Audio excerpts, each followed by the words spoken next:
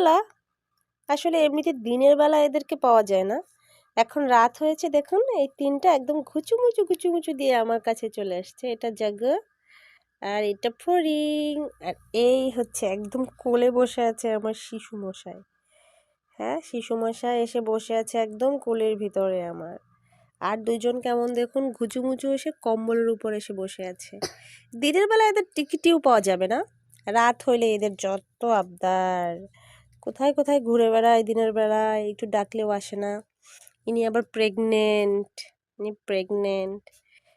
ইনিও মেয়ে, তবে ইনি আবার আর প্রেগনেন্ট হইতে পারে নাই। আর এনার হাজবেন্ড হচ্ছে ইনি। শিশু তোমার মুখটা একটু দেখাও। ঘুমায় থাকলে চলবে শিশু? ও তুমি কম্বলের ভিতর ঢুকে গেছো না?